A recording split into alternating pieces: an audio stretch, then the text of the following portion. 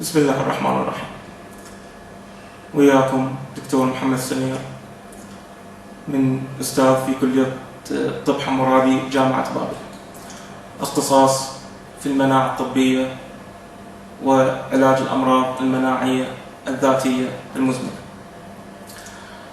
حاليا ويانا محاضرة عنوانها Introduction to Epidemiology، التعريف بعلم الأوبئة، وهذه المحاضرة مخصصة لطلاب المرحلة الأولى لكلية طب حمورابي جامعة بابل 2024. نبتدئ بإذن الله. Introduction to Epidemiology by Dr. محمد سمير 2024. The definition of epidemiology. What is the definition of epidemiology? What is this science? Epidemiology as a field, as a science, it's the study of distribution and determinants of health related conditions or events in specialized populations and application of the study to control the health problems. Yet what is this main field? This main field is a study of the effect of diseases and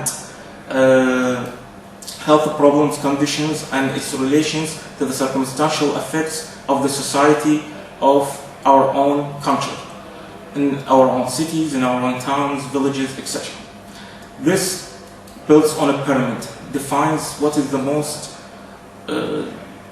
widely distributed health problems and diseases, and why these health problems and diseases are being caused widely and developing or evolving, like in the case of infectious diseases. So this is the main case. It's simply more of a biostatistic related health institution that will define the main diseases that spreads in our own society and help our own medical students in the future when they graduate and perform a far better than the current situations, and evolve in the medicine to be able and capable to identify, neutralize, and reduce the health problems of our own citizens in our own societies. So, what are the benefits of epidemiology? What help us to? It helps us to identify the causes of the diseases and the risks factors that increase the person risk of the diseases, like I pre-mentioned before, and to evaluate the new preventive and therapeutic measures and new modes of healthcare delivery, as of developing our own health and medical research far more advanced than we currently use, through currently identifying and supplying the doctors, the physicians, the medical research scientists, this one, it will help us develop a much better medicine, or medicine, of course, at the end, our own therapy, or therapy, majorly therapy, if we hope so.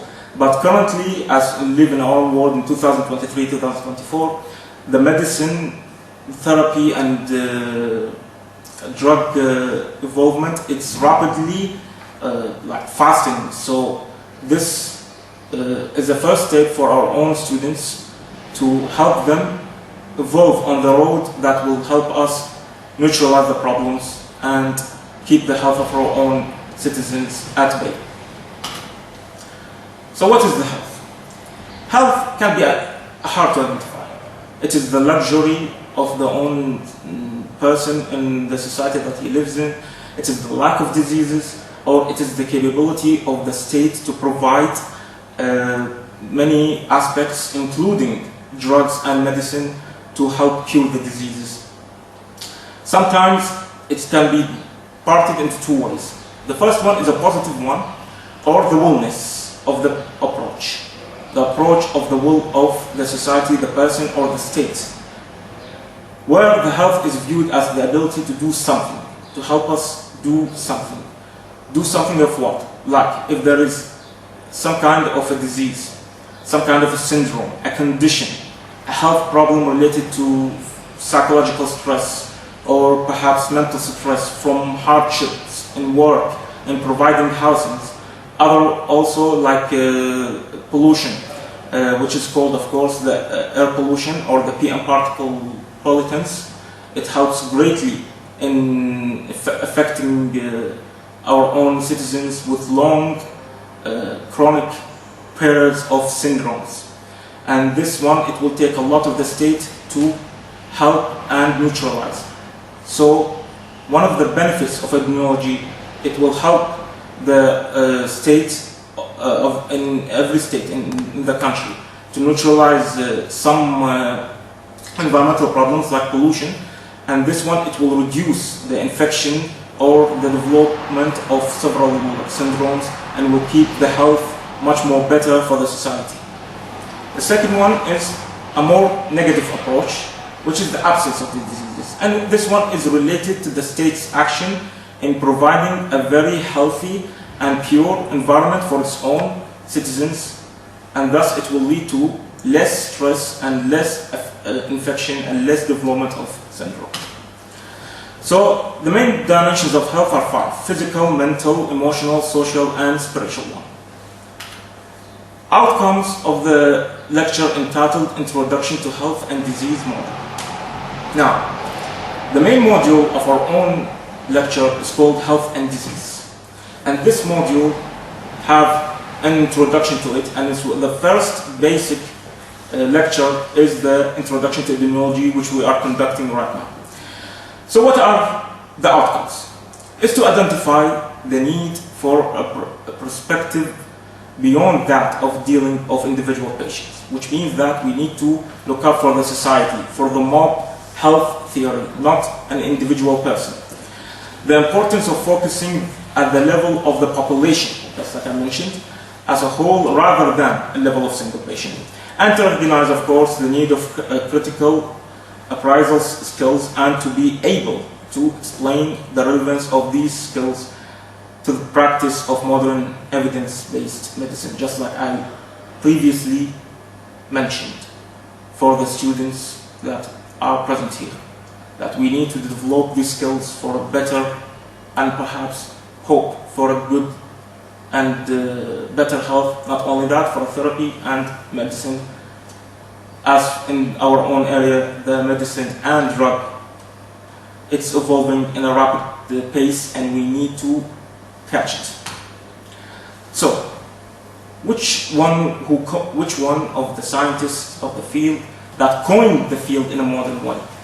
The main scientist that coined the field as epidemiology of today is called John Snow. He was born in 1813 and passed away in 1856. He's called the father of epidemiology.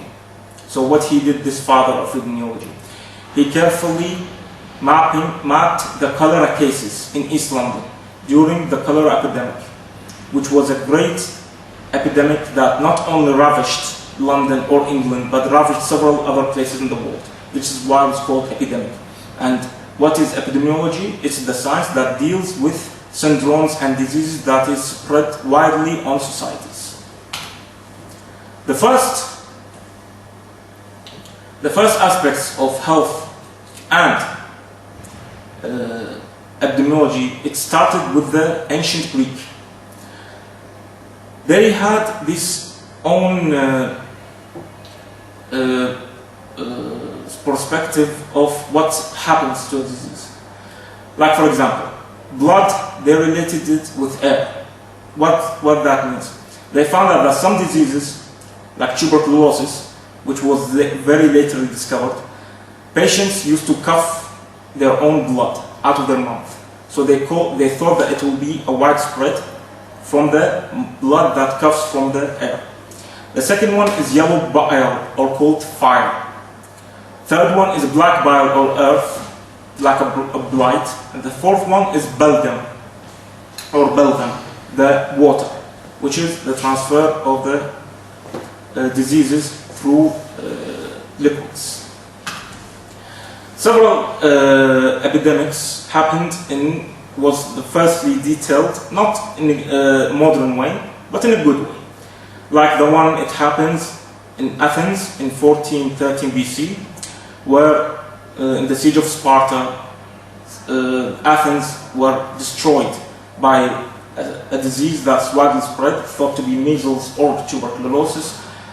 And the second one was the Antonian plague, the third one Cyprian plague, Justinian plague, and in the 11th century it was leprosy, especially in Europe. This is what you can see is a drawing, a painting of what happens in the society there. This is the epidemic that used to collide the entire city. But what happened in this years? This year is exactly happens the greatest calamity of our own time as a human being, the Black Death itself. This one is not a fictional fantasy picture. This one is an actual truth. This one is a physician, a doctor in Middle Ages of Europe, where they used to wear what they call the crow doctor or the crow mask doctor. A crow mask, a raven mask, where they put spices and cinnamon and several other vitamin-related herbs to help them prevent the disease from spreading. They thought it was spread through air.